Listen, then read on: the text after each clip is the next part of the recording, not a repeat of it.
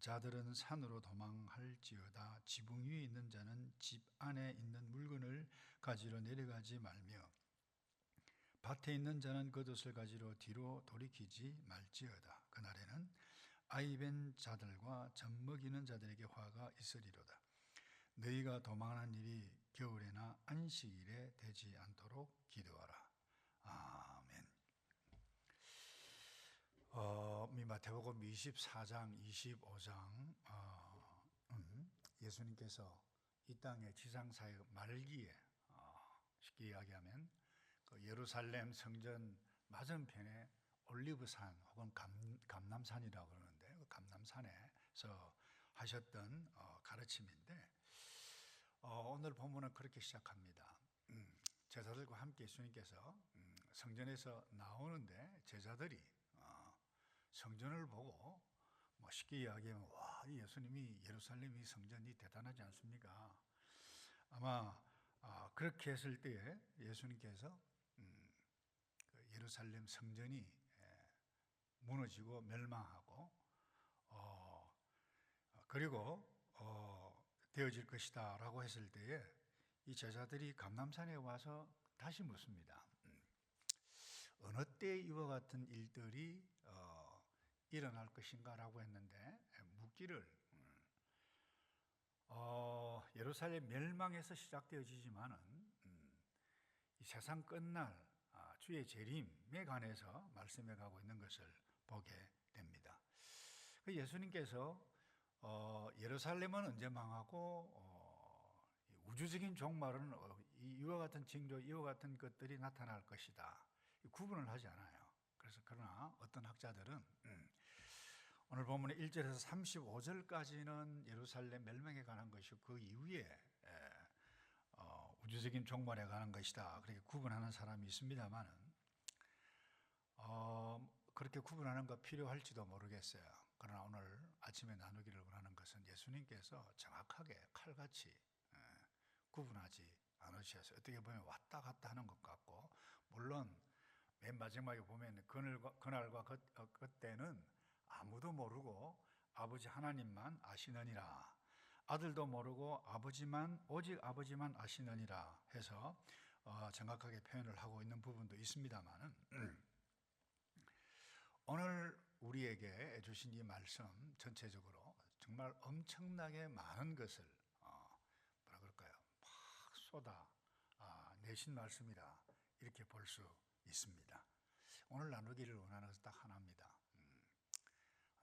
이 제자들도 세상에 살았고 오늘도 우리도 세상에 살고 세상 사람들이 느끼고 바라보는 그 눈, 그리고 예수 믿는 저와 여러분, 제자들인 저와 여러분들이 세상을 어떤 눈으로 바라봐야 할 것인가, 이걸 좀 나누고 가기 원하는데 크게 나누면 이래요.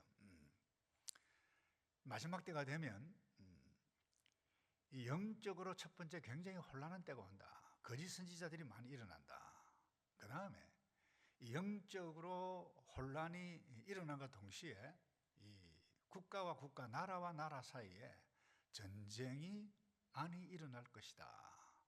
그 다음에 또 하나, 그러니까 사회가 불안하잖아요. 나라와 나라는 전쟁을 치고 사회에는 불법이 엄청나게 행할 것이다. 혼란이 일어난다.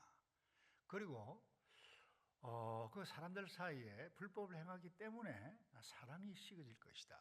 관계 파괴가 많이 일어날 것이다. 그 다음에 성도들 사이에도 서로 사랑이 식어지고 불법이 행하고 서로 미워하고 서로 가두는 이와 같은 일들이 일어날 것이다 라고 말씀하고 있는데, 오늘 말씀을 통해서 그러면 우리는 어떤 눈으로 바라봐야 되겠는가? 오늘 말씀 앞에서 한번 따라서 할까요? 하나님의 말씀은 반드시 이루어진다. 여러분들이 큐티를 하든 설교를 듣든 무엇을 하든 성경을 읽든, 그것은 단순히 하나의 불교 신자들이 경전을 읽든지 성경도 하나의 경전이니까 책 읽듯이 이렇게 읽어가서 이 정신적인 수양하겠다, 그거 좋아요. 그러나 거기에 머물러서는 안 됩니다. 살아계신 온 우주 하나님께서 만드신 온 우주를 만드신 그 하나님께서 우리에게, 나에게 직접 주시는 하나님의 메시지, 하나님의 말씀으로 인식하지 않으면 우리가 실수할 수 있어요. 잘못 살 수 있다는 거죠. 하나님의 말씀은 반드시 이루어진다. 오늘 이 말씀, 창세기 1장 1절부터 요한계시록까지 이 말씀을 읽을 때 선명하게 주시는 제1저자 하나님, 제2저자, 그 시대마다 영감받은 사람들을 통해 주셨던 그 메시지 붙잡아야 돼요. 동시에 오늘 내가 이 말씀, 하나님께서 뭐라고 말씀해 가시는가, 그 말씀을 받을 때에 그 내게 주시는 살아있는 하나님의 말씀이라는 거예요. 그 말씀은 반드시 이루어진다. 굉장히 중요합니다. 예루살렘 멸망할 것이다. 예수님께서 말씀하셨어요. 말씀하신 대로 AD 70년 로마 티투스 장군에게 의해서 정확하게 멸망당했어요. 비참한 일들이 일어났습니다. 이루어졌다는 거예요. 자, 그리고 세상 끝날 어떤 징조, 어떤 일들이 일어날 것이다 쭉 말씀하셨는데, 영적 타락이 있고 나라와 나라끼리 전쟁이 일어나고 사회에 혼란이 일어나고 개인적으로 또 어떤 일들이 일어날 것인가 쭉 말씀해 주셨는데, 이와 같은 일들이 반드시 일어났고 지금 일어나고 있다. 종말은 이미 시작됐습니다. 신학적으로 종말이라고 하는 것은 예수님께서 이 땅에 오셔서 초림과 동시에 이미 종말이 시작되었습니다. 그래서 우리는 특별히 그래요. 제가 자랄 때 목사님 연세 많으시면 말세지 말에 살고 있다. 수십 년 전 이야기예요. 그러니까 우주적인 종말이 언제 올 것인가 아무도 몰라요. 그러나 우리가 인식해 가야 할 것은 이 부분입니다. 종말은 이미 시작이 되어졌고 진행되고 있고 반드시 이루어질 것인데, 우리가 오늘 이 말씀 앞에서 하나님의 말씀은 반드시 이루어지니까 두렵고 떨리는 마음으로 우리가 살아가야 된다라고 하는 것을 꼭 기억해 가야 하고, 두 번째, 오늘 예수님께서 우리가 그때에 유의하고 조심해야 할 것을, 기억해야 할 것을 말씀해 주셨어요. 그것이 무엇입니까? 다시 반복하면 이것입니다. 4절에 너희가 사람의 미혹을 조심하라 그랬습니다. 미혹이 뭡니까? 미혹이 속여서 잘못된 길로 인도하는 것, 이게 미혹입니다. 다시 말해서 방황하게 만든다는 거예요. 무슨 일입니다, 여러분? 신자들을 미혹합니다. 사람들을 미혹해서 속여서 잘못된 길로 인도해 간다는 거예요. 이게 믿음의 세계에서도 나타나고 예수 믿지 아니하는 교회 바깥의 세상에서 동일하게 일어난다는 거예요. 그게 뭡니까? 미혹입니다. 그때 거짓 선지자들이 막 와서 사람들을 미혹하고 교회 안팎에 있는 사람들을 미혹해 갈 것입니다. 사회적으로도 마찬가지예요. 미혹이 일어나요. 그래, 정상적인 부부가 미혹을 받아서 엉뚱한 일들을 해요. 사업하는 사람들이 미혹을 받아서 엉뚱하게 행동한다는 거예요. 이 미혹 굉장히 무섭습니다. 그래서 이 미혹이라고 하는 것은 우리에게 미혹은 무엇입니까? 하나님과 진리에서 떠나도록 하는 것입니다. 이게 미혹입니다. 그때 거짓 선지자들이 일어난다 그랬어요. 이와 같은 일들이 저는 개인적으로 극에 달했다고 봅니다. 목사가 속아요. 교회에 오래 다녔던 사람들이 속습니다. 교회 바깥에 있는 사람은 말할 필요가 없습니다. 오늘날 미혹하는 도구들이 너무나도 많아졌어요. 사람을 통해서 미혹하고 매개체, 커뮤니케이션, 행해가는 뉴스, 유튜브, SNS 이런 모든 것들 극에 달했다고 봅니다. 사람을 선동합니다. 정치인들이 행해가야 할 것이 무엇인지를 미혹합니다. 그러니까 미혹받은 정치인들이 또 미혹하는 말을 하고, 미혹받은 이 영적인 지도자, 잘못된 사람들이 잘못된 선동들을 할 때 막 빠져가요. 목적이 뭐냐? 미혹은 악한 영이 하나님과 진리에서 멀어지도록 하는 거예요. 거짓 선지자가 헤아릴 수 없이 많습니다. 이들은 멀리 있지 않습니다. 가까이 있는 사람들을 통해서 접근할 수 있습니다. 조심해야 합니다. 오클랜드도 마찬가지입니다. 전쟁이 잦아진다. 이건 어제 오늘 이야기가 아니죠. 근데 전쟁이 얼마나 많아졌습니까? 더 잦아지고 더 악랄한 무기들이 개발될 것입니다. 사용할 것입니다. 핵무기, 드론 뿐만 아니라 여러분이 중국에서는 AI 아마 곧 지금 사람들이 직접 백병전 하는 것 잘 하지 않아요.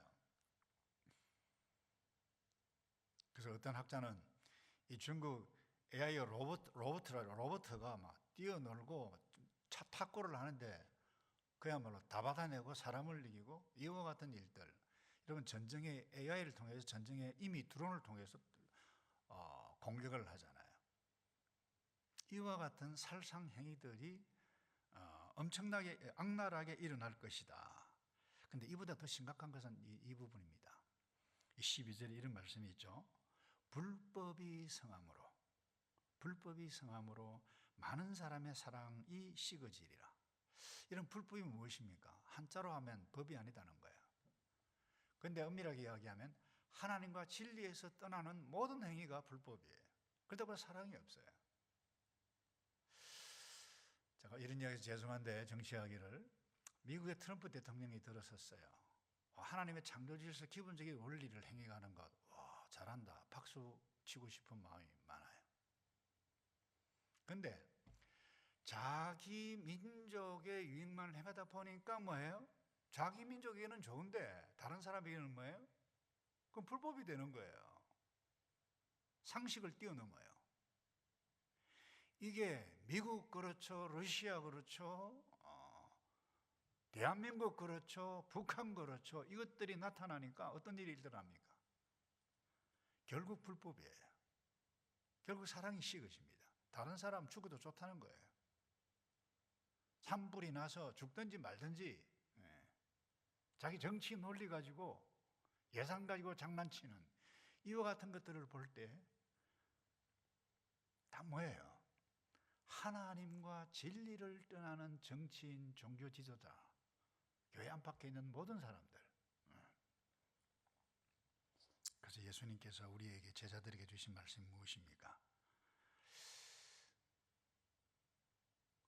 오늘 마음에 꼭 담아야 할 것 바로 이 부분입니다.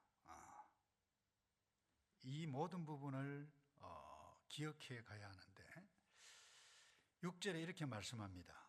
너희는 삼가 두려워하지 말라 그랬어요. 여기 삼가 두려워하지 말라. 이와 같은 일들이 일어날지라도 너 주위에서 두려워하지 말아라.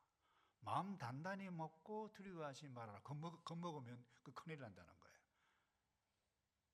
전쟁이 나도 두려워하지 말고 다른 사람이 배교를 하더라도 기근과 지진이 일어나더라도 고난과 핍박이 있을지라도 사랑이 막 식어질 것이다. 그때도 뭐예요? 두려워하지 말라는 거예요. 삼가 두려워하지 말라. 그래서 오늘 아침에 그 어떤 문제든 내가 나라 문제든 인간관계 문제든 건강 문제든 두려워하지 말라. 이 단순 아주 명령형입니다. 또 하나 우리가 기억해야 할 부분이 있습니다. 이 부분에 있어서 예수님께서 엄청난 말씀을 쏟아내셨는데 온 천국 복음이 온 천하에 전파될 그때의 끝이 그제야 끝이 오리라 그랬어요. 우리 하나님의 백성들이 기억해야 할 부분이 무엇일까요? 이 부분입니다. 누가 천국 복음을 전가하죠? 교회입니다. 근데 각 교회마다 한결같이 아프리카든 남미든 뉴질랜드든 신실한 주의 백성들을 통해서 끊임없이 이 천국 복음이 전거되고 있다라고 하는 부분 기억하시기 바라고, 내가 그 일에 최선을 다해서 돈을 벌어도 이 일을 위해서 헌신해 갖고 이 일이 나의 본업이라고 생각하는 것이 신실한 성도의 자세라고 생각을 하고요. 마지막으로 한번 따라서 할까요? 끝까지 견디는 자는 구원을 얻으리라. 예, 끝까지 견딘다. 쉬운 일이 아닙니다. 그 어떤 일이 내게 와도 견뎌야 합니다. 여러분 경거망동하면 세상 사람들과 똑같이 살게 됩니다. 세상 사람들은 그래요. 지금까지 잘 견뎠다가 정말 견디기 힘든 일이 딱 놔두면 포기합니다. 견딘 거 헛사로 돌아갑니다. 근데 예수님께서 말씀하셨어요. 끝까지 견디는 자는 구원을 얻으리라. 믿음의 시작은 잘했는데 어려운 일 만나면 두려워서 또 내 마음에 맞지 않으면 때로는 알파도 마치고 제자훈련도 했으면서도 불구하고 아예 교회를 떠나는 사람도 있어요. 가룟유다 보세요. 예수님께서 그야말로 기도하고 선택받은 제자에 똑똑했습니다. 예수님께서 말씀하시죠. 제자들에게 끝까지 견디는 자는 구원을 얻으리라. 그래서 성도는 내가 어떤 일들을 어떤 세대에 산다 할지라도 세상 사람들이 바라보는 눈과 반드시 달라야 합니다. 종말론적인 신앙을 가지고 살아서 주님 앞에 설 때 부끄러움 없이 착하고 충성된 종이라 칭찬받는 저와 여러분 되기를 주님의 이름으로 축복합니다. 한 가지 간구하죠.